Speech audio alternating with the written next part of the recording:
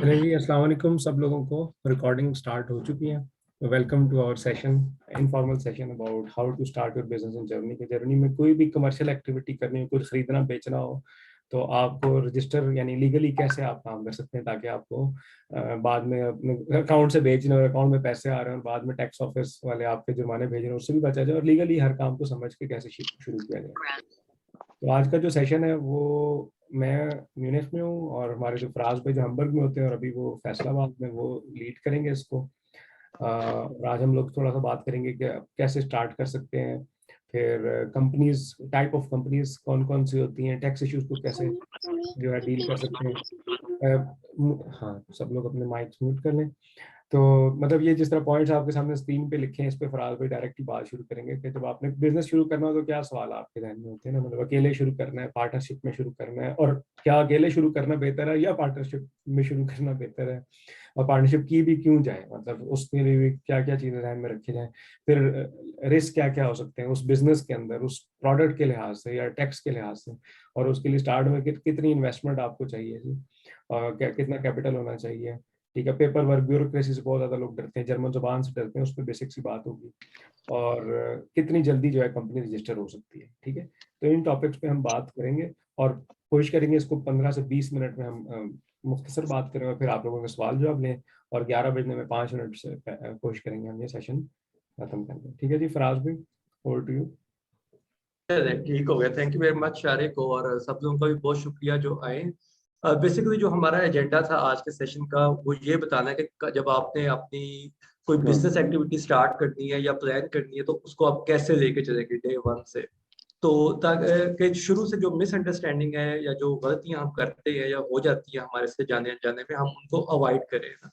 तो उसमें ये बेसिकली एक आपके सामने एक टेम्पलेट मैंने बना दी है, क्वेश्चंस भी इस पे लिखती हैं कि जो हमने खुद से पूछना है कि हम काम को कैसे आगे लेके चलना चाहते हैं। तो इसमें जो सबसे ज्यादा जरूरी चीज है वो ये 5 चीजें हैं जो यहाँ पे मैंने मेंशन की हैं। इन 5 चीजों का जब आप आंसर करेंगे तो आपको बहुत आसानी के साथ अपना ट्रैक जो ना फाइंड आउट करने में आसानी हो जाएगी। मैं जो पहली चीज है वो ये कि do you want to start business alone और इन अ टीम। ठीक है, नॉर्मली तो हम लोग अकेले ही काम शुरू करते हैं, लेकिन स्टिल कुछ केसेस आते हैं कि जिसमें लोग कहते हैं जी हमारे साथ कोई पार्टनर है, एक बंदा है या दो बंदे हैं या कोई टीम है, हम उनके साथ किस तरह से अलाइन हो सकते हैं। तो ये चीज बहुत जरूरी है कि आप डे वन से खुद को क्लैरिटी ऑफ माइंड आपकी होनी चाहिए कि आपने सिंगल हैंडेडली बिजनेस को स्टार्ट करना है या आपका कोई पार्टनर होगा। क्योंकि जब आप सिंगल हैंडेडली करेंगे आपके पास ऑप्शंस डिफरेंट होती हैं, कंपनी रजिस्ट्रेशन की, कंपनी फॉर्मेशन की। जब आप पार्टनरशिप की तरफ जाते हैं तो आपकी जो कंपनी टाइप्स है वो चेंज हो जाती हैं। ठीक है, और जो भी कंपनी टाइप है उसका फिर टैक्सेशन के ऊपर उसका अकॉर्डिंगली असर भी आता है ना। मतलब जो उसकी प्रॉज एंड कॉन्स हैं उसके साथ उन पे असर भी आता है, वो चीजें असरअंदाज करती हैं। मतलब हर चीज इंटरलिंक है इसमें। ठीक, तो इसी तरह जो दूसरी चीज है कि what is risk level involve in my business idea. अच्छा, इससे मुराद क्या होती है कि हमारे बिजनेस में रिस्क कितना है। रिस्क रिस्क से मुराद है कि आप अपनी बाइंग करते हैं, आप क्रेडिट देते हैं, बैंक से क्रेडिट दे रहे हैं या आप कंपनी से क्रेडिट पे मटेरियल उठा रहे हैं या गुड्स दे रहे हैं, और उसके अलावा आप एंड कंज्यूमर को जो चीजें दे रहे हैं उसमें कितना रिस्क फैक्टर इन्वॉल्व है। मतलब वो हेल्थ रिलेटेड आर्टिकल्स हैं, वो कोई ऐसी चीज ना हो जिसका गलत इस्तेमाल करने से आपके ऊपर कोई बंदा केस कर दे।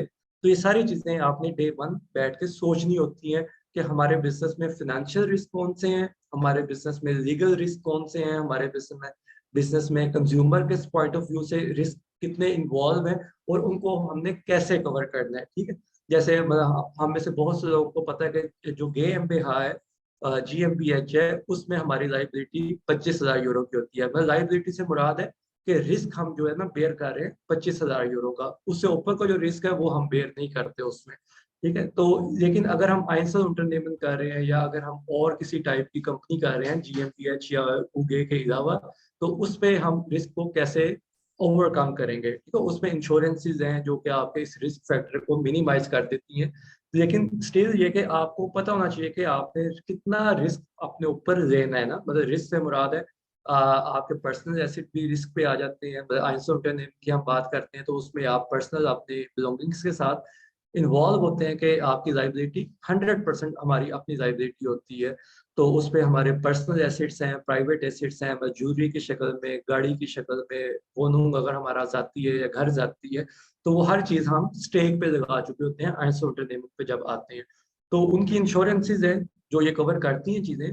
तो लेकिन ये स्टिल ये कि बताने का मकसद है कि हमने ये चीज़ें पहले दिन से सोचनी है कि हमारा रिस्क फैक्टर कितना बड़ा है और उसमें कौन कौन से पॉइंट्स हमारे लिए बहुत इंपॉर्टेंट है समझने के लिए कि हमने लाइबिलिटी जो लेनी है उसमें अपने सर पे कितनी लेनी है, और जो बैंक है या गवर्नमेंट है या जो इंश्योरेंस वाली कंपनीज है उनके सर पे हमने कितने रिस्क जो है कितना रिस्क लेवल उनके सर पे डालना है।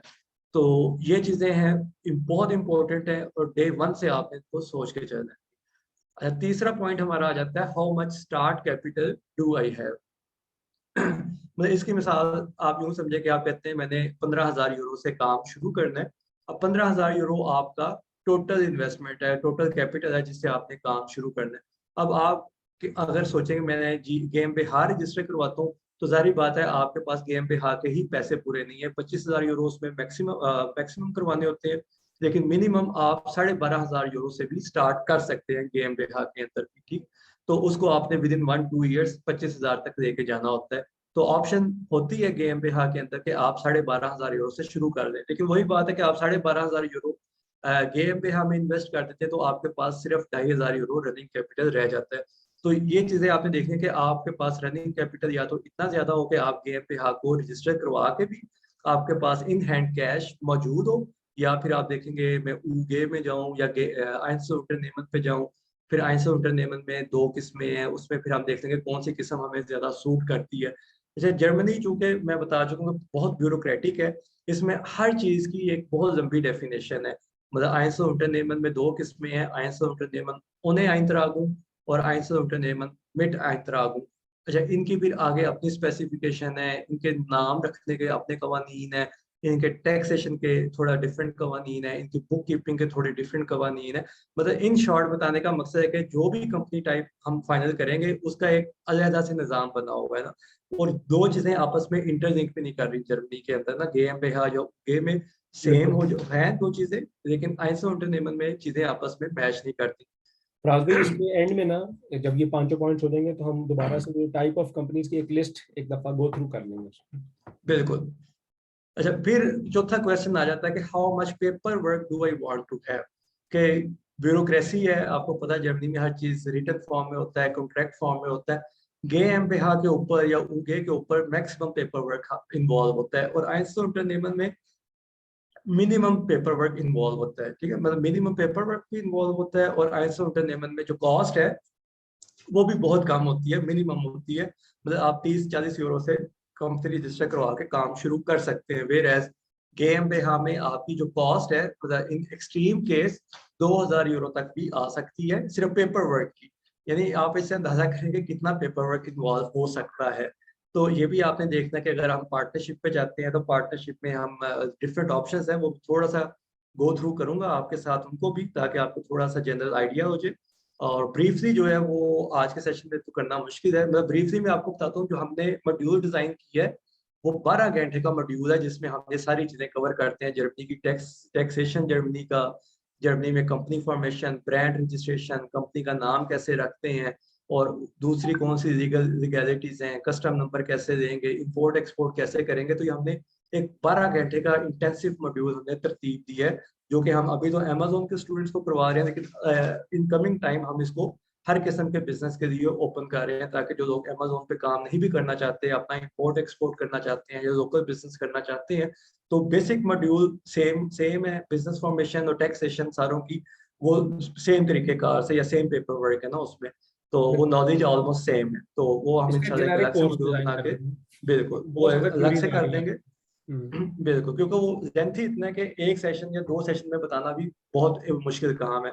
तो इसलिए आपको ये जनरलाइज इंफॉर्मेशन दे रहे हैं कि कितना पेपर वर्क इन्वॉल्व है, ताकि आपको थोड़ा आइडिया हो और आप उसको अकॉर्डिंगली प्लान कर सकें अपने कम से कम इन 5 सवालों के ऊपर आप बेसिकली प्लान कर सकें कि हमने क्या क्या करना है। और उसके बाद फिर आपकी कंपनी टाइप आएगी, उसके बाद आपका टैक्स का सिस्टम आएगा ना, ठीक। अच्छा, अब पांचवा पॉइंट इसमें जो आता है ना, how quickly do I want to start my company. भाई इससे मुराद है कि अगर हम मैं गेम पे हाँ करवाना चाहता हूँ तो उसमें 2 to 3 months का टाइम लग जाता है। मतलब सम केसेस में इससे भी ज़्यादा टाइम लग जाता है पेपर वर्क कंप्लीट करते हुए, कि अगर मैं कहूँ मैंने विद इन 6 मंथ स्टार्ट करना है तो आई कैन वेट कि मैं गेम पे या वे रजिस्टर करवाऊँ और उसमें टाइम लगे। लेकिन अगर मैं कहता हूँ मैंने within 1 week 2 week start करना है, तो उसके लिए फिर आइंसलूटरनेमन बेस्ट फॉर्म होती है। मतलब आइंसलूटरनेमन सबसे ईजी है, उसमें ब्यूरोक्रेटिक वर्क जो है वो भी कम है, पेपर वर्क भी बहुत कम है और उसकी स्टार्टिंग कॉस्ट भी बहुत कम है। तो ये बेसिकली 5 ऐसे पॉइंट हैं जो कि हम अपने स्टूडेंट्स को भी कहते हैं कि ये 5 पॉइंट्स वो हैं कि जो आपने हर हाल में डिस्कस करने हैं, अपने अपने आप से आपने क्वेश्चन करना है इन चीज़ों को, ताकि आप जो भी फैसला करें आप अकॉर्डिंगली सही सिम में जाए। अब मैं आपको ना एक जनरल सा ओवरव्यू देता हूँ कंपनी फॉर्म्स का, कि जर्मनी में कितनी ज़्यादा ब्यूरोक्रेसी है, थोड़ा सा यहाँ से हमें आइडिया हो जाएगा। ठीक है, अब ये रेस्ट फॉर्म है, कंपनीज की टाइप है बेसिकली, कि कितनी कंपनी टाइप्स जर्मनी के अंदर मौजूद है, तो उनमें कौन कौन सी ऑप्शंस हैं। जैसे अब आइंसलूटरनेमन में अब यहाँ पे उन्होंने मेंशन नहीं किया, लेकिन इसमें 2 किस्में मौजूद होती हैं, ओने आइंतरागुल और मिड आइंतरागुल आइंसलूटरनेमन में। फिर इसी तरह जो आइंसलूटरनेमन का बेसिकली ये होता है कि आप सिंगल हैंडेडली कंपनी रजिस्टर करवाते हैं, आप सोल प्रोप्राइटर होते हैं, आपने ही ऑल इन ऑल उस कंपनी को देखना होता है ना, मतलब उसमें कोई दूसरा बंदा इन्वॉल्व नहीं होता। वेयर एज जो आप पेर्सोनल gesellschaft है जो इससे नेक्स्ट है, कि पर्सन बेस्ड कंपनीज हैं, इनमें आप 2 लोग पार्टनरशिप भी कर सकते हैं। तो इसमें आप लोग 2 लोग जस्ट लाइक सोल प्रोप्राइटर आप लोग आपस में पार्टनर भी बन सकते हैं। तो इसके अंदर डिफरेंट किस्में हैं, GBR है, OHG है, KG है, स्टील gesellschaft, पार्टनर gesellschaft। तो मतलब ये सारी किस्में जिनको फिर हम ब्रीफली 1 बाय 1 डिस्कस करते हैं अपने कोर्स के अंदर, ताकि आपको एक एक चीज का डिटेल में पता चल जाए कि पार्टनरशिप पे आप कौन सी कंपनी फॉर्म लेके जा सकते हैं और उसमें कैसे चीजें डेवलप होती हैं। अच्छा, इसी तरह जो मिश फॉर्म है ये अभी मैं स्किप कर रहा हूँ। जो उसका नेक्स्ट है ना, कैपिटल gesellschaft, यानी कैपिटल बेस्ड कंपनीज हैं, ये वो कंपनीज होती हैं जिनमें हम एक मिनिमम पैसे डिपॉजिट करवाते हैं और फिर उसके बाद हम एक बंदा या 5 बंदे मैक्सिमम मिलके इसमें गिशा बन सकते हैं। तो आगे जो है ये बेसिकली पब्लिक लिमिटेड कंपनी होती है, इसके लिए 50,000 यूरो का बेसिक आपको सरमाया चाहिए होता है। इसी तरह जो GmbH है उसमें आपको 25,000 यूरो का बेसिक सरमाया चाहिए होता है। उगे में आप 1 यूरो से भी स्टार्ट कर सकते हैं, that's totally up to you कि आप 500 यूरो करें, 1000 यूरो करें, 10 यूरो करें, तो उगे में आपके पास ये फ्लेक्सिबिलिटी होती है। ठीक, इसी तरह फिर जोनस्टिगे यानी कि जो दीगर हैं उनमें गेनोसनशाफ्टन है, यानी स्टिफ्टुंगन है, गेनोसनशाफ्टन फेराइन वगैरह है, तो उनका एक सेपरेट चैप्टर है, वो बिजनेस में ओरिएंटेड नहीं होती। तो बिजनेस ओरिएंटेड नॉर्मली जो है आइंसलूटरनेमन, पेर्सोनल gesellschaft, कैपिटल gesellschaft होती हैं। और जो मिश फॉर्मन है, मिश फॉर्मन यानी मिक्स फॉर्म है, ये बेसिकली पेर्सोनल gesellschaft और कैपिटल gesellschaft का मिक्स होती हैं। मतलब जैसे GmbH und Co KG, अब खागे जो है वो पेर्सोनल gesellschaft के अंदर आती है और GmbH जो है कैपिटल gesellschaft के अंदर आती है। यानी इतनी ज्यादा किस्में हैं और इनका जो इफेक्ट आता है ना, टैक्सेशन के ऊपर भी आता है, आपके राइट्स के ऊपर भी आता है, आपकी लाइबिलिटीज के ऊपर भी आता है। तो इसलिए हम बहुत फोकस करते हैं कि एक एक कंपनी टाइप को डिटेल में बताए, ताकि आपने कल को जो डिसीजन करना है आपको पता हो कि मैंने पार्टनरशिप की है, मैं GmbH में पार्टनरशिप करूं या पेर्सोनल gesellschaft के अंदर पार्टनरशिप करूं। मतलब ये दोनों ऑप्शंस मौजूद हैं पार्टनरशिप की। GmbH के अंदर भी पार्टनरशिप आप कर सकते हैं और पेर्सोनल gesellschaft के अंदर भी पार्टनरशिप कर सकते हैं। ठीक है? अच्छा, ये थोड़ा सा था कंपनी बेस। अब मैं एक आपको थोड़ा सा, इसी में हाँ जी जी, इसी में थोड़ा सा वही वही स्लाइड खोलना हो रहा है जो भी दिखा रहे थे। चलें, ये ठीक है। चलिए मैं ये स्लाइड कर देता हूँ ओपन, ये वाली आप कह, बिल्कुल। अब क्योंकि हमने बड़ा तेज तेज इसको ओवरव्यू लिया ना, तो इसमें बहुत जल्दी में सारी चीजें अभी समझ नहीं आएगी, लेकिन मोटा मोटा इसको अगर कहें तो 2 लेफ्ट साइड और राइट साइड 2 बेसिक्स है ना, जिस तरह एंजल इंटरनेमल और पर्सनल gesellschaft जो है ना, ये वो वाली है जिस तरह वो कह रहे थे ना कि एक कंपनी टाइप है जो फौरी खुल सकती है, कम पैसों से खुल सकती है और ब्यूरोक्रेसी कम है। ये लेफ्ट वाली है एंजल इंटरनेमल हो गई या जो पर्सनल gesellschaft है। और जो राइट वाली है उसमें पेपर वर्क ज्यादा है और 2-3 महीने लग जाती हैं, जिस तरह कैपिटल gesellschaft है। ठीक है, तो लेकिन सवाल ये है, जो बेसिक सवाल आता है हर किसी का, कि एक कंपनी है जो फौरी खुल जाती है और पैसे भी कम है, ठीक है, 50 50 में खुल जाती है, और दूसरी जो है वो पेपर वर्क भी ज्यादा है।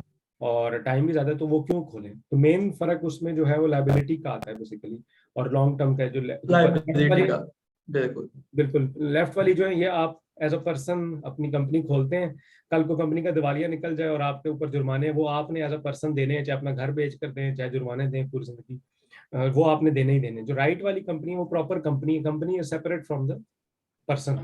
कंपनी एक सेपरेट एंटिटी है, कल को कंपनी की दिवालिया निकल जाए, बंद हो जाए, जो भी है, कंपनी एज अ सेपरेट, और उसमें ज्यादा पार्टनर्स आ जाए, एम्प्लॉयज आ जाए, आप पर्सनली उस पर लायबल नहीं होते। तो और भी बहुत सारे फर्क है, लेकिन मेन मोटे फर्क ये दो है। फराज भी ठीक है ना? बिल्कुल ऐसे ही। ठीक है, बस इसमें फिर बाकी डिटेल्स तो फिर ज़ाहिर है बाद में और भी पढ़ी जा सकती है जी। टैक्सेशन बिल्कुल। में अच्छा, क्या इस क्या पे है? मैं थोड़ा सा ओवरव्यू देना चाहता हूँ टैक्सेशन का भी, ताकि हमें थोड़ा सा टैक्स की किस्में भी पता चल जाए और थोड़ा सा हम अवेयर हो जाएंगे हमारे ऊपर क्या चीजें आ सकती हैं या आती हैं नॉर्मली, क्योंकि जब हम बिजनेस करेंगे तो हमें टैक्स देना ही देना है, जब भी हम अर्निंग करेंगे हमें टैक्स देना ही देना है। अच्छा, जर्मनी में जो टैक्स है ना वो डिफरेंट किस्म के हैं, जैसे आइंसो इंटरनेट के ऊपर डिफरेंट टैक्सेशन है, और जो गेम पे और पर्सन बेस्ड कंपनीज है उनके ऊपर डिफरेंट टैक्सेशन है। अभी यहाँ पे आपको एक ब्रीफ इंट्रोडक्शन दिया जा रहा है कि कौन कौन से टैक्सेस अवेलेबल हैं या कौन से लागू होते हैं, और इन्हीं में से घूम फिर के टैक्सेस जो ना डिफरेंट कंपनी फॉर्म्स में लगते हैं। जैसे अब पहला टैक्स हम देख रहे हैं ट्रेड टैक्स है या गवर्नमेंट स्टोर इसे कहते हैं। तो ये बेसिकली आता है आइंसो इंटरनेटमेंट के ऊपर भी आता है, और ये गेम पे वगैरह के ऊपर भी आ जाता है। और ये मैं जो सबसे जरूरी चीज है समझने वाली, टैक्सेस तो है ही है, जरूरी चीज जो समझने वाली वो ये है कि टैक्सेस हमेशा हम प्रॉफिट्स पे से देते हैं।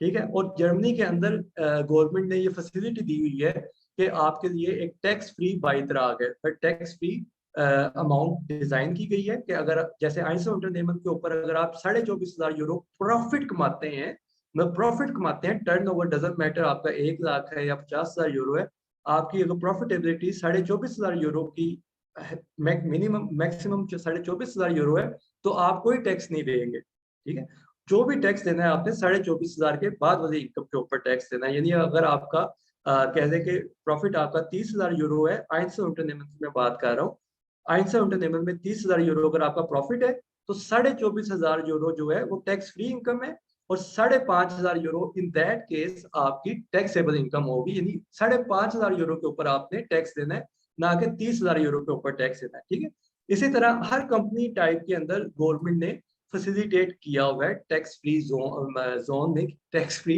अमाउंट्स हैं। और उसके अलावा अगर आप मैरिड हैं, आपका जो इनकम टैक्स है उसके ऊपर भी गवर्नमेंट ने अनाउंस दिया हुआ है कि 9,985 यूरो पर पर्सन आपको छूट मिल जाती है इनकम टैक्स के ऊपर भी। और अगर आप मैरिड हैं तो वो जो है 19,000 और कुछ यूरो की वो बाई जो अमाउंट है वो बन जाती है। तो ये जो किस्में हैं बताने का जो मकसद है कि एक तो टैक्स हम डरते बहुत है, टैक्स से डरना नहीं चाहिए हमें, और दूसरा हमें टैक्स के बारे में प्रॉपर इंफॉर्मेशन देने की जरूरत है कि हमारा टैक्स फ्राई बाई तरह कितना है, मतलब स्टोयर फ्राई बाई तरह जिसे जर्मन में कहते हैं टैक्स फ्री अमाउंट, या स्टोयर फ्राई बाई तरह कितना है हमारा, वो हर कंपनी और हर फॉर्म में डिफरेंट है। ठीक है, मतलब ट्रेड टैक्स जो है उस वेरबे स्टोयर पे 24,500 यूरो है, आइंसो इंटरनेटमेंट के लिए आइन कॉमन स्टोयर जो इनकम टैक्स जिसे हम कहते हैं उसके अंदर सिंगल पर्सन के लिए 9,985 यूरो है, और मैरिड कपल के लिए 19,900 कुछ यूरो वो बनता है, तो उसकी छूट है। ठीक है, इसी तरह जो ख्योपर्शाफ्ट स्टोयर है, जो वेरबे स्टोयर है, सॉरी कॉर्पोरेशन टैक्स है ख्योपर्शाफ्ट स्टोयर, ये बेसिकली हम देते हैं गेम पे और ऊगे के अंदर जाके देते हैं। ये आइंसो इंटरनेटमेंट में वैलिड नहीं होता, क्योंकि आइंसो इंटरनेटमेंट इज नॉट अ कॉर्पोरेट। ठीक है, तो इसी तरह फिर चर्च टैक्स है या क्रिश्चियन स्टोर हम जानते हैं, ये जो लोग चर्च से एसोसिएट होते हैं वो लोग देते हैं। लोन स्टोर है, अगर हमारा कोई मिड आर्बाइटर है तो हम उसका लोन स्टोर पे करते हैं। लोन स्टोर के साथ सोशल ausgaben आ जाते हैं, सोशल versicherungen आ जाती हैं, तो वो आर्बाइटगेबर और आर्बाइटनेमर हाफ हाफ पे करता है। तो ये चीजें सारी ऐसी चीजें हैं कि जो प्रॉफिट में से हम देते हैं, और ये हमारे एक्सपेंसेस भी होते हैं। मतलब जो लॉन्च स्टोर है ये हमारा एक्सपेंस भी है ना, हम मीटर बाइटर को कितना पे कर रहे हैं, और जितने हमारे एक्सपेंसेस होंगे उतना हमारी प्रॉफिटेबिलिटी कम होती जाएगी। तो प्रॉफिटेबिलिटी बेसिकली आपके जितने भी टोटल एक्सपेंसेस होते हैं उसके बाद प्रॉफिटेबिलिटी काउंट की जाती है, और सारे आपके एक्सपेंसेस जब माइनस हो जाते हैं और फिर जो प्रॉफिटेबिलिटी आती है उसके ऊपर गवर्नमेंट टैक्स अपना कैलकुलेट करती है। ठीक है, गवर्नमेंट कभी आपके टर्नओवर के ऊपर टैक्स कैलकुलेट नहीं करती, अगर आपका 1 मिलियन यूरो का भी टर्नओवर है, मतलब जिसको हम रेवेन्यू कहते हैं या उमसेट्स कहते हैं, लेकिन आपका जो प्रॉफिट है वो 70,000 यूरो है, तो आप 70,000 यूरो के ऊपर टैक्सेस हो गए। उसमें भी स्टोए-फ्राई बाइतराग देखा जाता है कि कितना स्टोए-फ्राई बाइतराग है, आप मैरिड हैं, सिंगल हैं, बच्चे कितने हैं, उस हिसाब से आइनकुमन स्टोए को तरतीब दिया जाता है। तो बहुत सारी फ्लेक्सिबिलिटीज़ हैं। इसके अलावा जो जर्मन स्टोए-बेराटर हैं, वो इसीलिए बैठे होते हैं कि वो आपको बताएँ कि आप कैसे अपना टैक्स बचा सकते हैं। मतलब आप गाड़ी खरीद सकते हैं, आप घर खरीद सकते हैं, आप उसको अपसेक्शन कर सकते हैं, बहुत सी चीज़ों को आप aufschreiben करवा सकते हैं, abschreiben करवा सकते हैं। तो ये सारी चीज़ें मिलके आपको टैक्स सेविंग की तरफ लेके चली जाती हैं, ठीक है? तो मेन मकसद जो है वो कहने का कि पहले दिन से हमने टैक्स को नहीं सोचना, मतलब पहले साल में हमारी प्रॉफिटेबिलिटी भी इतनी ज़्यादा नहीं होती कि हम टैक्स की तरफ सोचें। लेकिन ये कि टैक्स जब हमें देना भी पड़ता है, तो स्टोर-ब्राटर जो हैं वो हमें गाइड करते हैं बाकायदा तौर पर कि हम कैसे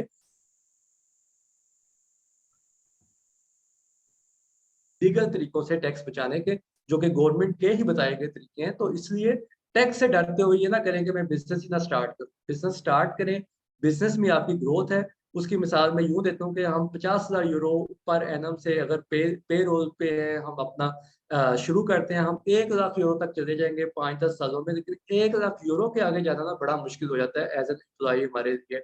व्हेयरएज़ जब आप बिज़नेस करते हैं, आपके लिए पहला 1 लाख यूरो जमा करना मुश्किल है, उसके बाद आपके लिए बहुत आसानी हो जाती है, ठीक है? इवन कैलकुलेट करें, अगर आप 50% भी हम टैक्स देते हैं, मतलब फ़र्ज़ करें हम 50% भी टैक्स देना पड़ जाता है हमें और हमारा जो प्रॉफ़िट है वो 50,000 यूरो है, यानी पहले साल हम 25,000 यूरो टैक्स दे भी दें अगर, लेकिन 5 सालों बाद अगर हमारा जो प्रॉफ़िट है वो 2 लाख यूरो या 3 लाख यूरो तक चला गया है, तो आप खुद सोचेंगे आपकी ग्रोथ कितनी ज़्यादा हो रही है कि जॉब के ऊपर आप 1 लाख यूरो तक पहुँच के कहते हैं जी आप बस हो गई है ना, उसके आगे जाना बहुत मुश्किल है।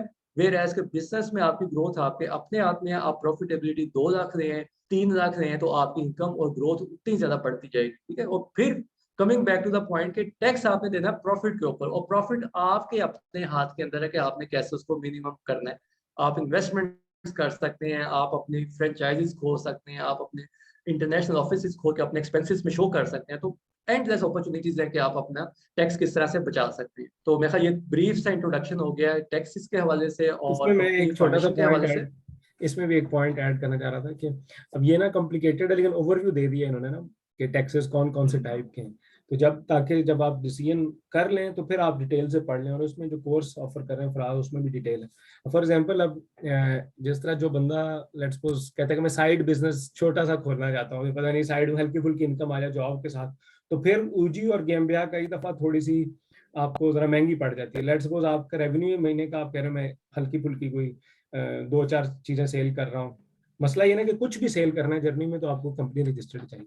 जब तक आप फुल फ्लैज बिजनेस में ना जाए तो फिर ऊजी और जीएमबीए का सोचना चाहिए, क्योंकि जिस तरह फॉर एग्जांपल मैंने भी 2 साल से 2 ऊजीज मेरी साइड पे रजिस्टर्ड है और एक गिवेरबे भी रजिस्टर्ड है, लेकिन क्योंकि मैं उन पे फुल टाइम नहीं कर रहा, तो लेकिन उसकी जो जो जो पेपर वर्क है उसमें मुझे काफी ऊजी में जो है वो प्रॉब्लम बन जाती है, क्योंकि जिस तरह ये आप गिवेरबे स्टोयर क्लियरोंग, फिर कॉर्पोरेशन क्लियरोंग, उमसार स्टोयर क्लियरोंग, ये सारी उसमें करनी पड़ती है ऊजी में, चाहे आपने अगर कुछ इनकम ना भी हो तो। और जाहिर है कि वो फिर बहुत ज्यादा, क्योंकि इसकी कॉस्ट होती है, इस सब चीजों की कॉस्ट है, जबकि जो gewerbe जो सिंपल आइंजल unternehmen है उसकी जो टैक्स डिक्लेरेशन है वो बहुत इजी है, वो खुद भी आप कर सकते हैं, एक्सेल पे करके एंड में एल्स्टर पे अपलोड कर दें डायरेक्ट, बहुत ही आसान है। लेकिन ये जो बाकी हैं इसके अंदर बहुत सारे फॉर्म्स हैं, और वो जो ई बैलेंस करना होता है वो होता भी नहीं है एल्स्टर में, उसके लिए अलग टूल्स चाहिए, तो वो स्टोर ब्राटर आपसे काफी सारे पैसे ले लेता है। तो इस वो वजह आपकी से आप लोगों कॉस्ट ने है ना। सोच के ना, ये इसलिए ओवरव्यू देने का मकसद है कि हो सकता है आप भी जो सारे देख रहे हैं वो सोच रहे हो हमने शायद 2 साल बाद कंपनी बनानी है, साल बाद बनानी है, तो आपको ओवरव्यू मिल जाए कि क्या क्या टाइप ऑफ बिजनेसेस हैं और टैक्सेशन किस तरह वर्क करती है, मोटा मोटा पता चल जाए, क्योंकि नेट पे इंफॉर्मेशन ज्यादातर जर्मन में ही है सबकी। जी फ्रांस में। जी, बिल्कुल, अब मेरे पास क्वेश्चन आ रहे हैं, तो क्वेश्चंस को दे देते हैं हाँ ताकि जी, वन बाय वन वो चीज़ें क्लियर होती जाएँगी। जी क्वेश्चंस देखते हैं जी। अस्सलामुअलैकुम।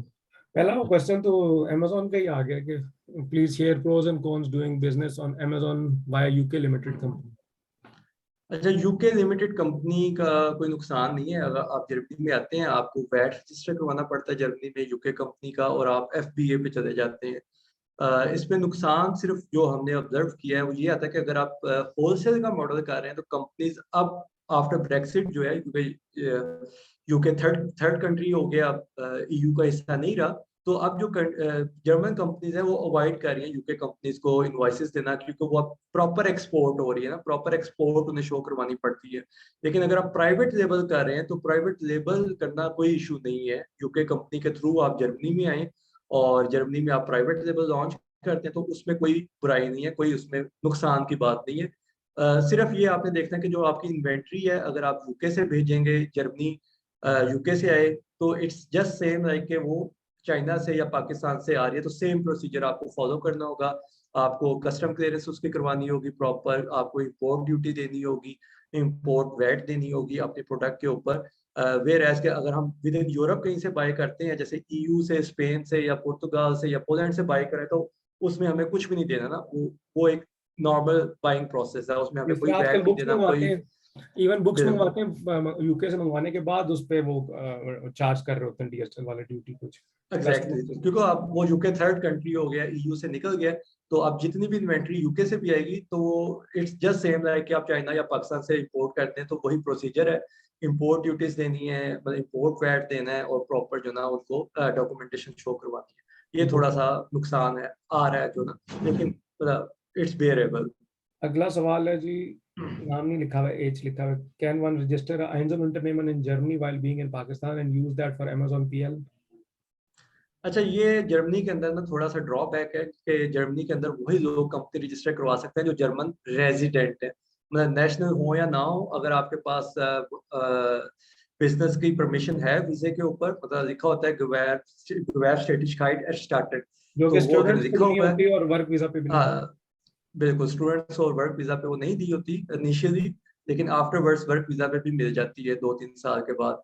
तो वो लोग भी बिजनेस को रजिस्टर नहीं करवा सकते। सिर्फ वो लोग जो स्पाउस वीजा पे आते हैं या यहाँ पे पीआर होल्डर हैं या नेशनल्स हैं, उनके लिए काफी आसान है कंपनी को रजिस्टर करवाना। लेकिन आउटसाइड जर्मनी जो लोग जर्मन रेजिडेंट नहीं है, उनके लिए जर्मनी में रजिस्टर करवाना मतलब अभी कोई तरीकेकार इसका नहीं दिया गया हुआ, और स्पेशली Einzel Unternehmen में कोई तरीकेकार नहीं है। उसका सिंपल हल ये है कि आप यूके में कंपनी बना लें और यूके की कंपनी के थ्रू जर्मनी में लॉन्च करें, जो अभी हमने पिछले क्वेश्चन में भी डिस्कस किया। जो बिल्कुल, और इसमें मैं ऐड करूंगा जो लोग जर्मनी में एक्चुअली, ये उनके लिए एक्चुअली एक अपॉर्चुनिटी अगर आप देखा जाए, क्योंकि जर्मनी एक बहुत बड़ी इकोनॉमी है दुनिया की तीसरी नंबर पे। तो अगर जो पाकिस्तान में बहुत ज़्यादा बिजनेसेस हैं जो जर्मनी में आना चाहते हैं, एक्सपोर्ट करना चाहते हैं, सॉफ्टवेयर हाउसेज जो यहाँ काम करना चाहते हैं, और आप सब लोग जो जर्मनी में रहते हैं, आपके तो कॉन्टैक्ट्स हैं वहाँ पर, तो अगर आपके पास टाइम नहीं भी है तो आप उन लोगों को के साथ पार्टनर कर सकते हैं जो बड़े इन्वेस्टर हैं पाकिस्तान में, या बड़े सॉफ्टवेयर हाउसेज हैं, बड़े बिजनेसमैन है, स्पोर्ट्स का बहुत काम है, टेक्सटाइल का बहुत काम है, वो यहाँ आना चाहते हैं, लेकिन आपके पास टाइम नहीं है, पैसा भी नहीं है, सरमाया नहीं है, लेकिन आप यहाँ पे रेजिडेंट हैं, तो आप उनकी मदद कर सकते हैं कि आप उनके साथ मिलकर पार्टनर बन सकते हैं। और जब आप एक रेजिडेंट हो तो उसका जो पार्टनर है वो नॉन रेजिडेंट भी हो सकता है, और वो लेट्स अच्छा, वो सरमाया लगा रहा है, आप उसको वो ये एनेबल कर रहे हो कि वो यहाँ बिजनेस करें, तो आप इस तरह आपका बिजनेस स्टार्ट हो सकता है। मतलब तो ये भी एक अच्छी अपॉर्चुनिटी है जो लोग जर्मनी में रेजिडेंट हैं और उनके पास बिजनेस की इजाजत है। बिल्कुल। और जो अच्छा जी। नॉन जर्मन रेजिडेंट है वो एज अ पार्टनर GmbH या दूसरी कंपनीज के अंदर एंटर हो सकते हैं, सिवाय Einzel Unternehmen के, क्योंकि Einzel Unternehmen में तो सोल प्रोप्राइटर है, उसमें तो पार्टनरशिप होती नहीं है। बिल्कुल तो नॉन जर्मन रेजिडेंट्स के लिए भी ऑप्शन है कि अगर उनके कोई रिश्तेदार या कोई जानने वाले इधर GmbH बना सकते हैं तो वो उनके साथ एज अ पार्टनर आ सकते हैं। बिल्कुल, और ये अपॉर्चुनिटी लोग अक्सर पूछ रहे होते हैं, तो आप लोगों के पास अच्छी अपॉर्चुनिटी है जी। अगला सवाल देखते हैं। ये यूके का हो गया, उसके बाद ये अब सवाल ताहिर का बीच में से आया था, वो क्लियर नहीं हो रहा मेरे ख्याल में। वो उस टाइम पूछ रहे थे ये कि वो जो आप मिनिमम बायतराक की बात हो रही थी। अच्छा, और ये हाँ, वो ये मिनिमम सवाल बायतराक बहुत, वो बैंक में डिपॉजिट होगा बैंक के अंदर। अच्छा एक सवाल बहुत स्पेसिफिक है अडेका के हवाले से, आई डोंट नो अब इसका जवाब हम यहाँ दे सकते हैं कि नहीं। इज इट ट्रू दैट अडेका helps to install its supermarket with a capital of around 30 to 40,000 euros? अच्छा, इसका एक्सपीरियंस नहीं है, लेकिन ये एडेका से पता चला जाएगा इन्हें ना कॉन्टेक्ट करके, क्योंकि अगर उनकी पॉलिसी है तो वो ओपन फॉर एवरीवन।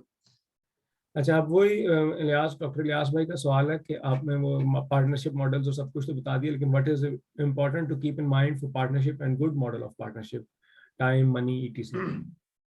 अच्छा, इसमें बेसिकली जो है ना कि अगर हम पार्टनरशिप करते हैं, जाहिर बात है उसमें हो सकता है एक बंदा स्लीपिंग पार्टनर हो के मैं सिर्फ पैसे इन्वेस्ट कर रहा हूँ, और दूसरा बंदा ये कह सकता है कि ठीक है मैं स्किल्स और टाइम में इन्वेस्ट करता हूँ, और एक बंदा पैसे इन्वेस्ट कर रहा है। यानी एक बंदे के पैसे हैं और दूसरे बंदे का टाइम और स्किल है, तो उसमें आई वुड सजेस्ट कि ये 50-50 पे आप चले जाएगा कि एक बंदा, क्योंकि रिसोर्सेज है ना, एक किस्म के resources, for example Shariq business में इन्वेस्ट कर रहे हैं और फराज का स्किल सेट है और टाइम है, तो दोनों बराबर इन्वेस्ट कर रहे हैं ना, दोनों का बराबर रोल है। लेकिन अगर हम कहते हैं कि शारिक और फराज मिलके पैसे भी इन्वेस्ट करें और शारिक टाइम भी दें, तो जाहिर बात है शारिक का हिस्सा ज्यादा होगा, क्योंकि शारिक टाइम और स्किल भी दे रहे हैं और पैसे भी दे रहे हैं। ठीक है, ये बड़ा सोच कि के हम करना चाहिए, 50। वरना साल बाद पार्टनरशिप के 6 महीने बाद ही टूट जाएगी क्योंकि सारे पैसों का हाँ जी, मामला दोस्ती से डिफरेंट होता है ना। अब तो लेट्स सपोज इसको दो बड़ा, दोस्त हैं, वो दोनों पैसे लगा रहे हैं लेकिन काम एक कर रहे हैं, तो वो जो एक काम कर रहा है उसको और दूसरा वहां जॉब करके पैसे कमा, तो वो इक्वल पार्टनर्स नहीं हो सकते ना। तो आपने फराज ने यही कहा था कि पार्टनर जब भी शुरू में यही कहा था कि पार्टनर बनाते हुए बहुत सोचना है कि आपको वाकई पार्टनर की जरूरत है। मतलब लेट सपोज अगर मिसाल के तौर पे एक बंदा है जिसके पास सॉफ्टवेयर के स्किल्स हैं और उसे आईटी पे अबूर है, लेकिन हो सकता है वो बंदे बाद में हायर, मतलब वो अपना आईटी कंपनी खोल लेता है और पाकिस्तान से काम करवाता है, उसे जरूरत नहीं है। लेकिन लेट सपोज उसे शुरू में पैसे नहीं है और उसे अब चाहे उसे मार्केटिंग के लिए पैसे नहीं है देने के लिए, तो हो सकता है वो मार्केटिंग वाले किसी बंदे को पार्टनर बना दे। तो बड़ा सोच समझ के पार्टनरशिप और रोल कितना देना है, फिर कंट्रोल कितना होना चाहिए, कितना परसेंटेज आपके पास होना चाहिए, तो बड़ा सोच समझ के आपने करना। अच्छा हसन भाई, बड़ा फराज भाई, हसन का क्वेश्चन बड़ा अच्छा है। How do clients view UG in comparison to GmbH और अदर फॉर्म्स? अच्छा, उगे जो ना बेसिकली उसे अच्छा, बहुत अच्छी नजर से तो नहीं देखा जाता, क्योंकि उन्हें पता होता है कि इसमें इन्होंने कम पैसे लगाए हुए हैं। लेकिन स्टिल मतलब इट्स अ फॉर्म, बहुत से लोग इस पे काम कर रहे हैं। तो कता नजर मैं जो जिस कंक्लूजन पे मैं पहुंचा ना, मतलब जैसे मैंने अपना काम शुरू किया, मैंने आइंस unternehmen ohne Eintragung से किया, जो कि मेरे नफनामे के ऊपर थी, और मेरा नफनामे भी महमूद हसन, ठीक है मेरा काफी लंबा नाम है। तो लोग देखते हैं, थोड़ा सा क्रिटिकल एंगल से भी देखते हैं। लेकिन जब आप बिजनेस करते हैं तो आपकी कमिटमेंट, आपकी बातचीत जो ना वो ज्यादा मैटर कर रही होती है। आपके कंपनी नाम से, आपकी कंपनी टाइप से वो लोगों का इतना मैटर नहीं कर रहा होता। वो ज्यादा मैटर ये करता है कि आप लीगली कितने सिक्योर हैं। कंपनी टाइप्स और कंपनी फॉर्म में इससे ज्यादा कहता हूँ कि इम्पोर्टेंट है कि वो आपको सिक्योर कर रही है, कि आपने लाइबिलिटी देखनी है उसमें और अपना रिस्क फैक्टर देखना है। ठीक है, बाकी जो क्लाइंट की नज़र में ना वो इतना मैटर नहीं करता, कंपनी नेम हो या उगे है या गेम पे है, वो मैं होता जरूर है, लेकिन उसको आप ओवरकम कर सकते हैं अपनी कमिटमेंट के साथ, अपनी परफॉर्मेंस के साथ, अपने पैसों के लेन देन के साथ। वो with the passage of time ये चीजें ओवरकम हो जाती बिल्कुल हैं। बिल्कुल। इसमें मैं भी थोड़ा सा ऐड करता हूँ। अब यूजी जिस तरह, क्योंकि हमारी आईटी कंपनी यूजी है, ठीक है, तो कुछ मतलब कस्टमर देखता है कि एक रजिस्टर्ड कंपनी है, वो आपके साथ काम शुरू कर देता है। कुछ जगह होंगी जहाँ पे आपको प्रॉब्लम्स होंगी। फॉर एग्जांपल गवर्नमेंट से बड़े कॉन्ट्रैक्ट्स लेने हैं, ठीक है, जो लाखों यूरो के, ठीक है, वो सीरियसनेस देखेंगे कि इनके पास ये गेम्बिया है, कम से कम 25,000 तो इनके पास है। ये एक एग्जांपल है। तो कुछ जगहों पे उन्होंने कंडीशन लगाई होती है, जिस तरह वो नहीं होता, अच्छी जॉब के लिए जा रहे थे, सरकारी जॉब के लिए जाते हैं, तो वो कहते हैं जी कम से कम मास्टर डिग्री हो, काम बेशक उससे ज्यादा बैचलर वाले को आता हो। तो इसी तरह गेमबे का फायदा तो जरूर होता है। और अगर आप, दूसरी चीज ये है कि जिस तरह लिमिटेड लाइबिलिटी की बात है, लेट्स सपोज एक बंदे ने यूजी खोली है और उसमें 1,000 यूरो कैपिटल है, ठीक है। अब कंपनी के पास 1,000 यूरो है और वो कहते हैं कि मैंने कंपनी की गाड़ी लीज पे निकालनी है, तो लीजिंग कंपनी हो सकता है आपको गाड़ी ना दे, क्योंकि वो कहेंगे भाई इनके पास तो 1,000 यूरो है, ये कल को तीसरे महीने ही ना दे सके इंस्टॉलमेंट, ठीक है। उसके बरक्स गेम्बिया थोड़ी सी उसको सीरियसनेस लगेगी। और इसके बरक्स अगर एंजल unternehmen है, वो कहेंगे यार बंदा है, हम बंदे को कोर्ट में ले जाएंगे। लेट्स सपोज एंजल unternehmen है, मैं एक इंजीनियर हूँ फॉर एग्जांपल, और मेरी एंजल unternehmen है, मेरी कंपनी नहीं अभी चल रही मिसाल के तौर पे, लेकिन मैं जाके लीज पे कंपनी के नाम पे गाड़ी लेता हूँ, लेकिन मैं अगर नहीं भी केस देख सकता, मेरी कंपनी इस काबिल नहीं है, तो वो मुझसे एज अ पर्सनल निकलवाएंगे वो। तो उसमें एंजल unternehmen में, या जिसे जिसे कहते हैं, वो ज्यादा वो ट्रस्ट करते हैं compare to UG in these case ना, क्योंकि लेकिन ये अब आपने डिसाइड करना है कि आप ये रिस्क ले सकते हैं कि नहीं। इस यही बात, सारी बात आ जाती है लाइबिलिटी के ऊपर। तो अगर तो थोड़ा सा आपने बिजनेस लॉन्ग टर्म करना है तो UG is a better option, और जब उसमें कैपिटल आ जाए तो गेम ब्याह करें। तो लेकिन अगर आपने बिल्कुल साइड में थोड़ा बहुत सेल करनी है, और या फिर वेब डेवलपमेंट थोड़ी बहुत करनी है, हल्की फुल्की कोई चीज करनी है, तो फिर एंजल unternehmen कर लें। और उसके अंदर फराज ने बताया था कि कुछ आप इंश्योरेंसेस करवा सकते हैं जो आपको सेव कर लेते हैं। बिल्कुल, वो हाफ टूम्स होती हैं, हाफ टूम्स versicherung जो ना, अच्छा फराज भाई, तो अगला उस क्वेश्चन है what's the VAT exemption cap in Germany. और इसमें मेरा भी एक एडिशनल क्वेश्चन है कि जो कैप से अगर कम कमा रहे हो लेकिन कंपनी फॉर्म अगर यूजी हो तो भी एग्जेम्पशन होगी या नहीं? अच्छा, यूजी में भी एग्जेम्पन होती है वैट की। इसकी एग्जेम्पन है तकरीबन पहले 17,500 यूरो थी, अब 21,000 यूरो कर दी है, या 21,500 यूरो कर दी है। तो इट्स अ गुड ऑप्शन, लेकिन ये कि ठीक है, अगला क्वेश्चन। ऊपर क्रॉस कर जाते हैं। जी, ये ठीक है। और आइंजल unternehmen की क्या लिमिट बताई थी आपने? इतनी ही है लिमिट, दोनों की सेम है, ठीक है। यूजी में भी सेम है और आइंसो में भी 21,000 की है। इसके अंदर ये होता है कि आपको अच्छा, 21,000 टर्न ओवर की बात कर रहा हूँ, उमजट एनुअल। रेवेन्यू की।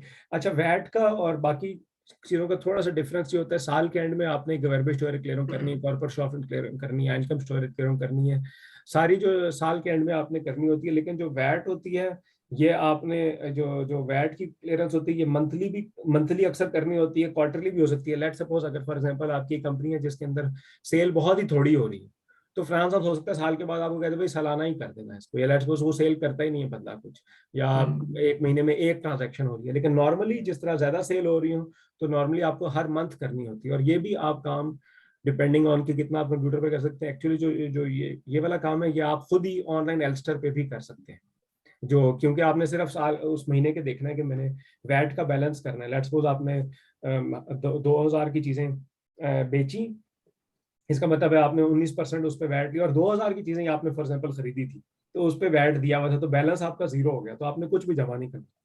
लेकिन तो ये आपने बैलेंस करके तो करना होता है। और नेट यूट्यूब पे भी बड़ी अच्छी इसकी वीडियोस पड़ी है, वरना फराज भाई का कोर्स तो है ही। अच्छा जी।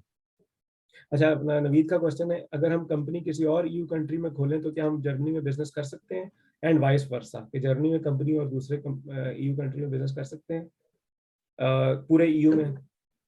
बिजनेस से अगर तो इनकी मुराद है कि हम ऑफिस बनाएं तो वो भी बन जाते हैं, वो कोई इशू नहीं है। और अगर सिर्फ बाइंग सेलिंग करनी है तो वो भी कोई इशू नहीं है। विद इन ईयू कंट्रीज हमें वैट भी नहीं चाहिए होता ना हर मुल्क का। हम जर्मन कंपनी अगर हमारा जर्मनी का जो वैट है वही पूरे यूरोप में एक्सेप्ट कर दिया जाता है, और उसके अगेंस्ट हमारी बाइंग सेलिंग होती रहती है। तो उसमें हमें कुछ भी इजाफी डॉक्यूमेंट शो नहीं करवाना पड़ता। और अगर हम ऑफिस अपने खोलना चाहते हैं दूसरे मुल्कों में, तो फिर हमें अपनी ये कि सब कंपनीज रजिस्टर करवानी पड़ेगी उन मुल्कों के अंदर जहां भी हम जाना चाहते हैं।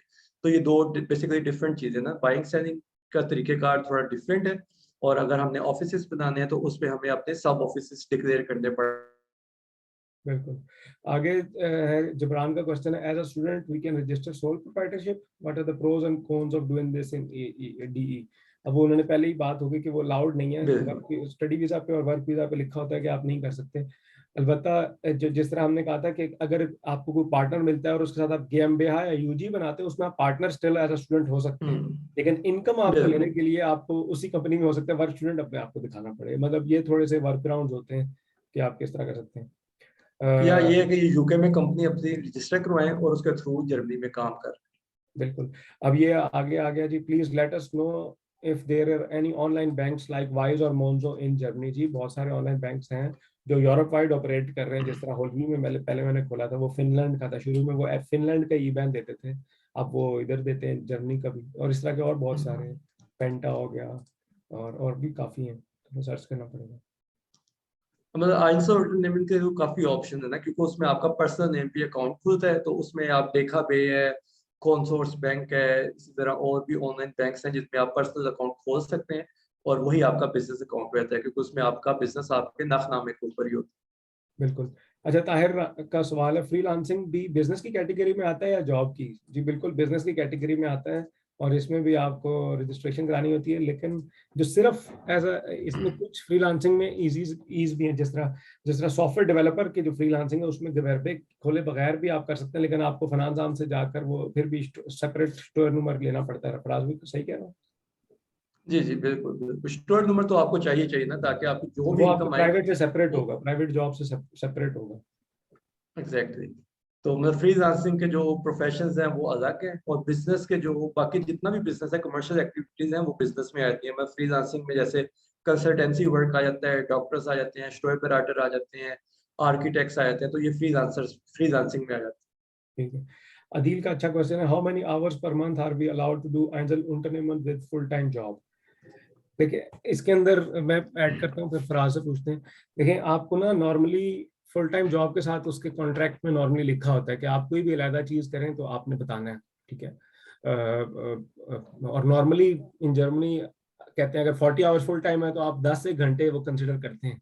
ये भी है कि आपने बताना कितना है, क्वेश्चन ये है ना कि कितना बताना है। जैसा फॉर एग्जांपल मेरी पिछली 2 जॉब जब स्टार्ट हुई थी उससे पहले मेरी अपनी कंपनी थी, तो उनको पहले से बताया था तो उन्होंने कहा इट्स ओके। जो उसमें मेन कंसर्न ये आता है कि कॉन्फ्लिक्ट ऑफ इंटरेस्ट तो नहीं आ रहा, जिसमें सबसे ज्यादा वो सख्ती करते हैं, वरना नॉर्मली वो रोक नहीं सकते आपको। 2 चीजें होती हैं, एक कॉन्फ्लिक्ट ऑफ इंटरेस्ट का, लेट्स को सॉफ्टवेयर डेवलपमेंट कंपनी और आपकी भी सॉफ्टवेयर डेवलपमेंट, आप एज एम्प्लॉय भी सॉफ्टवेयर डेवलपर काम कर रहे हो और आपकी अपनी कंसल्टेंसी कंपनी भी सॉफ्टवेयर डेवलपमेंट है, तो इसमें हो सकता है कि वो ना अलाउ करें, ठीक है। लेकिन लेट्स सपोज आपकी सॉफ्टवेयर डेवलपमेंट कंपनी में आप काम कर रहे हैं लेकिन आप अमेजोन पे कपड़े बेचना चाह रहे हैं, तो इसमें वो अलाउ कर देंगे। लेकिन दूसरी कंडीशन फिर आएगी कि उनको मेक श्योर होना चाहिए कि आप 40 घंटे जब काम करेंगे तो काम के अंदर आप ध्यान से काम करेंगे, ना कि उधर भी सिर्फ कपड़े बेचने के बारे में सोच रहे हो। तो ये 2 पॉइंट्स होते हैं बेसिकली, ठीक है फराज भाई। बिल्कुल, इस पे कोई फिक्स नहीं है कि आप कितने आवर्स काम कर सकते हैं, वो आपकी कंपनी आपको अलाउ करती है। और अगर आपका काम डिस्टर्ब नहीं हो रहा, आपकी जॉब का काम डिस्टर्ब नहीं हो रहा, तो आप नहीं चाहता कितने घंटे आपने काम किया, चाहे वो 1 घंटा हो या 10 घंटे। अच्छा जी, ताल्लुक खत्री पूछ रहे हैं, what is advantage of IT professional in terms of taxation savings when doing normal job and registering company and yet working for the same company. यानी कि हाँ वो कह रहे हैं कि अगर what is the advantage of IT professional in terms of taxation and saving when doing normal job and registering a company and yet working for the same company।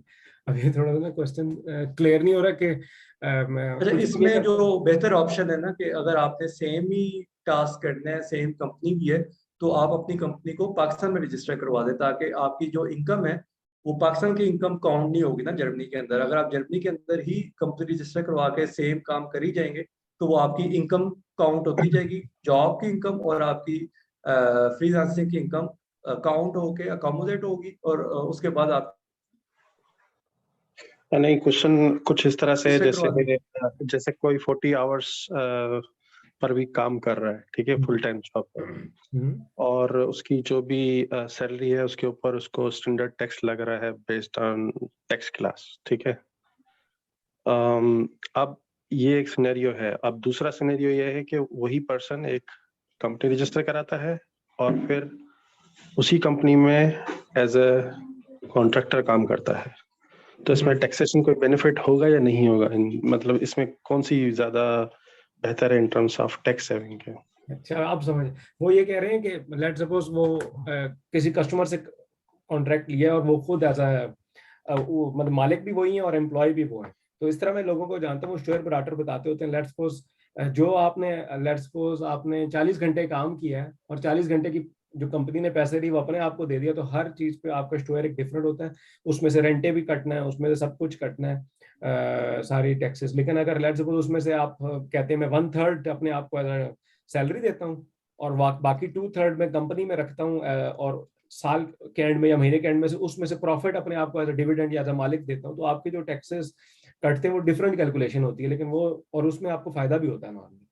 लेकिन रेंटे उसमें से नहीं जाएगा और हेल्थ इंश्योरेंस उसमें से कम जाएगी, ठीक है। तो लेकिन ये नॉर्मली शेयर प्रोराटर के साथ बैठ के या ऑनलाइन टूल्स में वो फिगर्स कैलकुलेशन आप करनी होती है, क्योंकि मैं जानता हूँ कई लोग, बहुत सारे लोग ये करते हैं बेसिकली। इसमें ना सूटेबल रहता है उगे या गेम पे। हाँ, हाँ वो होना मस्ट इनके है, केस पे एंजल इंटरनेट हाँ, में उगे पे जाए। बहुत सारे लोग कर तो रहे हैं, लेकिन ये कंफर्म नहीं है कि कौन सा बेनिफिशियल है। वो नहीं, मुझे वो पता है, ऑफ कोर्स जैसे आप बेनिफिशियल है, वो कर रहे हैं और कम से कम 15-20 सालों से कर रहे हैं डेफिनेटली। हाँ फिर बिल्कुल, अच्छा, उगे में ये होता है कि ख्योप्रशाप स्टोयर जो उसके स्टोयर होते हैं तकरीबन 30-31% ऑन एवरेज बन जाते हैं, 30 से 35% आपका बन जाता है उगे के ऊपर, ठीक है। इसमें अभी आपकी तनख्वाह नहीं हुई ना, और फिर जब आप तनख्वाह लेंगे वो आपका आइन स्टोयर आ जाता है, जिसपे आपको तकरीबन 15 से 35% के करीब देना पड़ता है, और डिपेंड करता है आपकी स्टोर के साथ से कौन सी है। तो अगर आपकी स्टोर के साथ से दराए है, आपके बच्चे हैं, तो आपको उतना रिलैक्सेशन होती जाएगी स्टोर के अंदर। तो ये केस थोड़ा सा ना कस्टमाइज हो जाता है इस सिनेरियो के अंदर।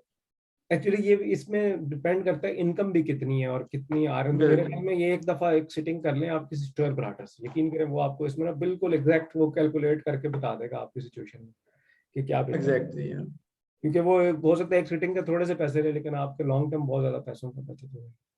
बेनिफिशियल है इस तरह से काम करना। अच्छा जी, उसामा कह रहे हैं can you please suggest some demand business models for Germany. बहुत जेनेरिक क्वेश्चन है। बिजनेस मॉडल तो जैसे मतलब ई कॉमर्स का हम कह रहे हैं, बहुत बूम है इस वक्त। आईटी सर्विसेज का बहुत बूम है, अगर आईटी से इनका ताल्लुक है। आईसी कंसल्टेंट्स का, ऐसे ऐसा पे वालों का बहुत बूम है। और जो कन्वेंशनल बिजनेस है उसमें इंपोर्ट एक्सपोर्ट बहुत ज्यादा हो रही है। मैं जर्मनी जो हम बताते हैं कि जर्मनी टॉप 5 में बिगेस्ट इंपोर्टर और biggest exporter in the world जो ना, आफ्टर यूएस और चाइना के बाद जर्मनी और जापान का आपस में मुकाबला होता है। थर्ड और फोर्थ पोजीशन का इनका मुकाबला चलता है और फर्स्ट 2 पे यूएसए और चाइना रहते हैं। उसके बाद सोचे कितनी बड़ी मार्केट है कि हर किस्म का काम यहाँ हो रहा है। यहाँ इंपोर्ट भी हो रही है, एक्सपोर्ट भी हो रही है, सर्विसेज भी लोग दे रहे हैं, हर किस्म की सर्विसेज आर इन डिमांड। तो बेसिकली तो यही बात है कि हम सोने की कान में बैठे हुए हैं जर्मनी ऐसे ही में जो लोग रहते हैं। तो उनके पास बहुत ज्यादा ऑप्शंस है। We just need to look around us कि हम क्या कर सकते हैं, हमारी क्या एक्सपर्टीज है और उसमें हम लोग क्या कर रहे हैं ना। पर आप देखें कि लोग क्या कर रहे हैं, जो आपकी फील्ड के लोग हैं वो क्या कर रहे हैं, वो आपके लिए बेहतरीन मिसाल है। आपको कहीं बाहर जाने की जरूरत नहीं है। आप देखें कि आपकी फील्ड के अंदर सक्सेसफुल लोग कौन है और वो क्या कर रहे हैं, और वही आपके लिए भी रोल मॉडल। फिलहाल में मुझे लगता है सवाल तो बहुत ज्यादा आ रहे हैं। अब आपके पास 9 मिनट रह गए हैं, अगली क्लास भी आपकी स्टार्ट होनी है और मुझे भी फ्रैंकफर्ट जाना है। इसके अंदर बेसिकली शॉर्ट में ऐड करता हूँ कि लोग एक्चुअली इतनी ज्यादा अपॉर्चुनिटीज है, लेकिन होता क्या कि थोड़ी मजबूरी है कि स्टूडेंट में अलाउ नहीं होता, वर्क वीजा में अलाउ नहीं होता, तब तक बंदा सेटल हो जाता है, फैमिली हो जाती है, बिल्कुल बंदा फिर रिलैक्स हो जाता है और बंदा इसको स्टार्ट ही नहीं करता। लेकिन एक्चुअली जिस तरह उन्होंने कहा अमेजोन में बहुत काम है इम्पोर्ट एक्सपोर्ट का, और सॉफ्टवेयर का तो सबसे ज्यादा काम है, और इसलिए ज्यादा स्ट्रेटेजिक लोकेशन पे आप बैठे हुए हैं कि जर्मन उतना ट्रस्ट नहीं करते इंडियंस, पाकिस्तानीज और आउटसोर्सिंग को, और ना वो इंग्लिश बोलना चाहते हैं। तो लेकिन ऑफ कोर्स इन्फ्लेशन बहुत ज्यादा हो गई है, इन्हें भी सस्ता काम चाहिए। लेकिन अगर आप जर्मनी में बैठकर उन्हें कहते हैं कि हम आपको हाफ रेट पे डेवलपमेंट करके देते हैं इंडिया पाकिस्तान से जहां मर्जी से, वो कहते हैं ठीक है तुम करवा रहे हो ना, हम तुम्हें सू करेंगे अगर तुम सही नहीं कर रहे। तो ये बहुत बड़ा चांस है। वो अनलाइक यूएस, ये लोग डायरेक्ट नहीं वहां पे अपने प्रोजेक्ट्स आउटसोर्स करना चाहते, ना वो इंग्लिश बोलना चाहते। तो अगर आपको बेसिक जर्मन आती हो और कंपनी जर्मनी में रजिस्टर्ड है, चाहे ऊजी ही हो, तो आपको बहुत बिजनेस अपॉर्चुनिटीज। लास्ट ईयर हमें इतना काम तक हम कर ही नहीं सकते, टाइम ही नहीं था। तो ये अब आपके ऊपर है। अच्छा, अब इसके बाद अगला सवाल है, वन आइंजल unternehmen and one partnership can be registered at the same time. Doctor Ilyas, एक वक्त में आप 1 3 4 5 6 7 कंपनी जितनी आप चाहें आप रजिस्टर कर सकते हैं, कोई इशू नहीं है। व्हाट्स द, अगर ARM खान कह रहे हैं what's the best source to learn how to submit VAT please, also is there cost effective way to submit monthly VAT and taxes. ये डिपेंड करता है कि आपकी ट्रांजैक्शंस कितनी है, वैट कितना है। अगर तो कम ट्रांजैक्शन है तो आप खुद भी कर सकते हैं एल्स्टर के ऊपर ना, वो कोई इशू नहीं है। लेकिन अगर आपकी ट्रांजैक्शन ज्यादा है और थोड़ी डाइवर्स हैं कि आपके एक्सपेंसेस डाइवर्स फील्ड के अंदर है, तो फिर बेहतर होता है कि आप अकाउंटेंट से इसको फाइल करवा दें, क्योंकि वो प्रोफेशनल होते हैं, उन्हें पता है कि कौन सी ट्रांजैक्शन किस ट्रांजैक्शन है, मतलब बाइंग सेलिंग की आप कर रहे हैं, तो उसमें तो आप खुद भी कर सकते हैं, वो कोई इतना बड़ा इशू नहीं है। ऑनलाइन वीडियोस भी पड़ी होती हैं, आप उनको भी देख सकते हैं। लेकिन थोड़ा अगर जहाँ पे कॉम्प्लिकेशन है वहां पे बेस्ट है कि आप अकाउंटेंट के साथ इसको करें, ताकि आप इसमें कोई गलती ना करें। रफ आइडिया है कि फॉर एग्जांपल एक दोस्त है जिनकी दुकान है और डेली बहुत ज्यादा कस्टमर्स आ रहे हैं और बहुत ज्यादा ट्रांजैक्शन है, तब भी उनको वो वैट के, मेरे ख्याल में स्टोर ऑपरेटर को वो 100-150 यूरो देते हैं महीने के मैक्सिमम। बिल्कुल, इतनी महंगी सर्विसेज ज्यादा नहीं नहीं होता ये वैट, और इसीलिए ये आपने खुद देखना है कि आप खुद भी कर सकते हैं, पैसे बचेंगे। लेकिन अगर आप डेवलपर हैं और आप 1 घंटे का 100 यूरो चार्ज करते हैं और आप वैट खुद करने में 6 घंटे लगा देते हैं, तो ये आपने खुद कैलकुलेट करना है। हर जगह पैसे नहीं बचाने, टाइम इज ऑल्सो मनी। अच्छा जी, आगे क्वेश्चन है कि हारिस पूछ रहे हैं कि can you tell us about your course. अच्छा, हमारे कोर्स तो बेसिकली ई कॉमर्स रेलिवेंट है। मतलब अमेजोन प्राइवेट लेबल हम करवा रहे हैं, अमेजोन होलसेल करवा रहे हैं जर्मन मार्केट में, यूएसए।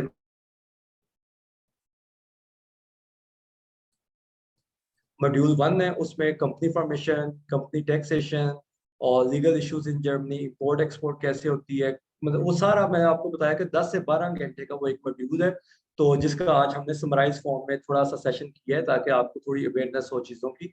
तो एक मॉड्यूल तो सिर्फ जर्मन सिस्टम के ऊपर है, और दूसरा जो मॉड्यूल है वो फिर बिजनेस मॉडल के ऊपर आता है कि अगर आप प्राइवेट लेवल कर रहे हैं तो उसमें आपने कैसे काम करना है, अगर आप होलसेल कर रहे हैं तो उस पर आपने कैसे काम करना है। तो वो एक पूरा एक अलग से एक डिफरेंट स्ट्रेटेजीज होती हैं, डिफरेंट उनका सिनेरियो होता है। तो ये 2 कोर्सेज हैं जो फिलहाल हम ऑफर कर रहे हैं, और इनमें वो उन लोगों के लिए जो ई कॉमर्स से इंटरेस्टेड है। और बाकी ये जो हमने मॉड्यूल तरतीब दी है, इसको हम अलग से भी एक कोर्स की सूरत में आप लोगों के पास पेश करेंगे कि जो लोग बिजनेस करना चाहते हैं किसी भी फॉर्म में, उनके लिए टाइप्स ऑफ बिजनेस को सीखना, कंपनी फॉर्म्स को सीखना और टाइप्स ऑफ डिफरेंट टैक्सेस को सीखना भी बहुत ज़रूरी है, ताकि जब आप मार्केट में काम करने जाएं तो आप फुली कॉन्फिडेंट हो और बेसिक गलतियां ना करें, क्योंकि ये गलतियां बहुत भारी पड़ती हैं बाद में। ठीक हो गया। अब हमारा टाइम, अच्छा उस्मान सरदार पूछ रहे हैं स्टुटगार्ट से, for IT development services company is it better to show our own company Pakistani company invoicing और here for services, or it is better to show an office in Pakistan of your GmbH? ये तो मुझे लग रहा है कि ये tax से ज्यादा अगले बंदे को कन्विंस करने का क्वेश्चन है। अगर उस्मान क्लियर करें, लेट्स सपोज आपका कस्टमर है जर्मनी में, एक जर्मन बंदा है और उसको आप एज अ जर्मनी की GmbH की पाकिस्तान में मतलब ये क्वेश्चन अगर थोड़ा सा क्लियर कर दें उस्मान कि ये आप इसमें क्या एग्जैक्ट क्वेश्चन क्या है, तो ये थोड़ा सा थैंक यू। एक्चुअली मैं टैक्सेस के हवाले से पूछना चाह रहा था कि टैक्सेस के लिहाज से क्या बेहतर है कि हम पाकिस्तान में एक कंपनी हो, वो यहाँ पे GmbH जो कि हमारी ही दोनों कंपनीज होंगी, वो इनवॉइस करें यहाँ पे फॉर द सर्विसेज, या फिर इट्स बेटर है कि पाकिस्तान में GmbH का ऑफिस शो करवाएं? टैक्सेस के लिहाज से क्या बेहतर रहता है नॉर्मली? जो मुझे समझ आई है, आप ये पूछ रहे हैं कि आपकी कंपनी यहाँ पर है और आपकी ही वहां पर है, ठीक है ना? तो उस कंपनी को इंडिपेंडेंटली एक प्राइवेट लिमिटेड बनाएं और या फिर इसकी डॉटर फर्म शो करवाएं? Exactly, that's the question. क्योंकि हाँ, तो फराज भाई इसके बारे में अच्छा, आप उसमें कि आपने जर्मन कंपनी को कौन सा चेहरा दिखाना है ना, अगर आपने GmbH का चेहरा दिखाना है तो जाहिर बात है आपकी इनवॉइसेस जो होंगी वो जर्मन कंपनी बना के देगी आपको। अब ये डिपेंड करता है कि आपकी जर्मन कंपनी पाकिस्तान में काम आउटसोर्स कर रही है तो ऑब्वियसली वो पाकिस्तान से भी एक इनवॉइस आएगी जो आपकी GmbH को आएगी, और आपकी GmbH वो इनवॉइस पे कर देगी पाकिस्तानी कंपनी को, ठीक है। लेकिन जर्मन कंपनी को जो इनवॉइस है वो फिर आपकी जर्मन कंपनी ही देगी, क्योंकि आपका फ्रंट फेस आपकी जर्मन कंपनी है। तो उसमें आप अपना प्रॉफिट कंट्रोल कर सकते हैं ना, कि आपका फर्ज करें 5,000 यूरो आपने कमाया है, आप कहते हैं जी मैंने टैक्सेस बचाने हैं, मैं 3,000 यूरो पाकिस्तान शिफ्ट कर रहा हूँ, और आपने पाकिस्तान से इनवॉइस 3,000 यूरो की बनवा दी, और यहाँ पे आपका जो प्रॉफिट है वो 2,000 यूरो का रह जाएगा। तो इस तरह आप प्ले अराउंड कर सकते हैं, लेकिन फिर डिपेंड करता है कि आपने फेस कौन सा आगे रखना है ना, जर्मन क्लाइंट को आपने कौन सा फेस दिखाना है। मैं फॉर एग्जाम्पल 2-3 ट्रांजेक्शन के बाद वो कहता है जी ठीक है मैं आप पे ट्रस्ट कर रहा हूँ, तो आपके अगली दफा आप कह सकते हैं अब हम आपको इनवॉइस अपनी पाकिस्तानी कंपनी के थ्रू 5,000 यूरो की इनवॉइस वहीं से भेज देंगे। फिर आपके लिए यहाँ पे थोड़ा प्रॉब्लम आ सकता है कि आपकी जर्मन कंपनी को प्रॉफिट नहीं शो कर रही होगी। तो ये आपने बैलेंस आउट करना है कि क्या आपके लिए बेस्ट वे है ना, कि आप कितना एक्सपेंस शो करें। यही मैं चीज कह रहा था कि इसमें प्रॉफिटेबिलिटी शो करना आपके हाथ में है कि आपने उसे कैसे कंट्रोल करना है, कितनी प्रॉफिटेबिलिटी दिखानी है वो आप मैनेज कर सकते हैं अपने बिजनेस के अंदर। और ये भी कुछ मुल्कों के रूल्स होते हैं। लेट्स सपोज आप यहाँ पे रजिस्टर्ड है ना जर्मनी में, तो अगर आप रजिस्टर्ड हैं जैसे स्टुटगार्ट में उस्मान, और अगर आपके नाम पे कंपनी पाकिस्तान में है तो बेसिकली आपने उसकी भी इनकम यहाँ शो करवानी होती है। ये भी थोड़ा सा ट्रिकी मामला है, जो हर मुल्क में इस तरह नहीं है। तो कई लोग इस तरह भी करते हैं, जिस तरह लेट्स सपोज पाकिस्तान में कंपनी भाई के नाम पर रजिस्टर कर लेते हैं, तो उसकी इनकम फिर आपको यहाँ शो नहीं करनी होती। और लेट्स सपोज उन कस्टमर को पता है कि आप उस्मान है कि यहाँ पे सॉफ्टवेयर इंजीनियर में बहुत अच्छा काम कर रहे हैं, तो उसको बताते हो कि यार मैं तुम्हारे साथ, मैं ही, हमारा ये काम है, यही क्वालिटी रहेगी, लेकिन पाकिस्तान से करोगे तो उसको भी फायदा है, प्राइस में कुछ फायदा जा रहा है, उसमें बहुत सारे किस्म के टैक्सेस नहीं देने पाकिस्तान में। तो वो अगर उसे पता है कि ट्रस्ट एक दफा डेवलप हो गया तो वो डायरेक्ट पाकिस्तान से, क्योंकि पाकिस्तान से प्राइवेट लिमिट से जो रसीद है वो अपने उसमें फिनांस में शो कर सकता है। तो क्योंकि टैक्सेस बचते हैं तो वो भी फिर जो है ना वो कहता है ठीक है, क्योंकि हमारे पास कॉन्टैक्ट पर्सन यहाँ पर है। तो कई लोग ये करते हैं, फिर वो प्राइवेट लिमिटेड 1-2 ट्रांजैक्शन का प्राइवेट लिमिटेड से फिर काम डायरेक्ट करना शुरू कर देते हैं। लेकिन अगर वो इस डॉटर फर्म है और आप ही मालिक हैं तो फिर थोड़ा सा ट्रिकी सिचुएशन हो सकती है। बिल्कुल हाँ, वो सेम नेम ना आप यूज करें, पाकिस्तानी कंपनी और जर्मन कंपनी जो आपकी है सेम नाम ना। जिस तरह मेरी जो वाइन टेक प्राइवेट लिमिटेड है, खैर वो रीजन तो ये नहीं बनी थी, लेकिन वो भाई के नाम पर इस वजह से होगी क्योंकि वहां पे उन्होंने डॉक्यूमेंट्स ही जर्मन पासपोर्ट पे इतने ज्यादा मांग लिए कि वो वहां पे भाई लोकल जो है 1 मिनट में खुल जाती है अगर पाकिस्तानी सिटीजन हो। ये भी अभी कुछ इश्यूज चल रहे हैं हमारे। खैर, लेकिन ये थोड़ा फिर वही बात है, ये थोड़ा सा कॉम्प्लिकेटेड, जो ज्यादा कॉम्प्लिकेटेड ट्रांजैक्शंस और डिपेंड करता है वॉल्यूम कितना है बिजनेस का। ये स्टोर ऑपरेटर के साथ एक सिटिंग से ये चीजें ज्यादा अच्छी क्लियर हो सकती है मेरे ख्याल में। अच्छा जी, आगे उस्मान का ही अगला ही सवाल भी इससे रेलेवेंट ही था, वो फिर हम अच्छा। और लाइक अब हमारा टाइम खत्म हो गया फराज भाई, आपका तो कोर्स है आगे 1 मिनट बाद, इसको फिर रैप अप करके ये क्वेश्चंस। बाकी जो सवाल हैं लिंक वगैरह हमने शेयर किए हैं, बाकी क्वेश्चंस तो लिंक में व्हाट्सएप ग्रुप में भी किए जा सकते हैं। वो लिंक दोबारा भी शेयर कर देते हैं व्हाट्सएप ग्रुप का भी, ताकि चलें जो लोग बाद में हैं वो लिंक सारों के पास आ जाए। तो एक क्वेश्चन था कि अगर कोई ईयू सिटीजन है वो जर्मनी कंपनी खोल सकता है? जी बिल्कुल, ईयू सिटीजन है तो वो खोल सकता है। और मेरे ख्याल में बाकी क्वेश्चन वाकई खत्म ही हो गए प्लीज। हाँ खत्म हो गए, ठीक हो गए, हमारे सारे क्वेश्चंस हो गए हैं तेज तेज। तो थैंक यू वेरी मच सब लोगों ने जो क्वेश्चंस पूछे। और मेरे ख्याल में हो सकता है हमें इसके बेस्ड ऑन डिमांड शायद एक फॉलोअप सेशन रखना पड़े, जिसमें हम सिर्फ 10 मिनट प्रेजेंटेशन दें और 50 मिनट क्वेश्चन आंसर्स। और आप लोग जरूर फीडबैक दीजिएगा कि आप लोगों को कैसा लगता है। फेसबुक ग्रुप्स और व्हाट्सएप ग्रुप ज्वाइन करके अपने क्वेश्चन वहाँ भी पूछें, ताकि फिर वहाँ पे उसके पता लग जाएगा कि क्या क्या डिमांड है क्वेश्चंस की, और फिर उस तरह से या तो कोर्स डिजाइन किया जाए या नेक्स्ट सेशन एक डिजाइन किया जाए। सबका बहुत बहुत शुक्रिया, और अगली दफा के लिए इजाजत। और थैंक यू वेरी मच, बहुत शुक्रिया आप सबका। अल्लाह हाफिज, अल्लाह हाफिज।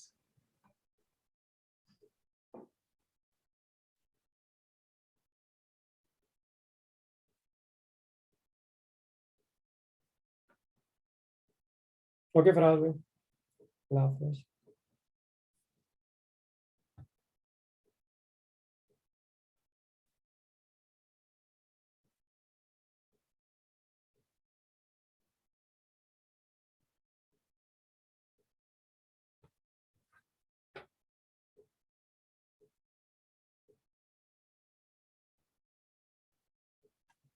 जो लोग अभी भी बैठे हैं कोई क्वेश्चन पूछना चाहे तो पूछ सकते हैं, वैसे मैं तो इधर बैठा हूँ 5-10 मिनट।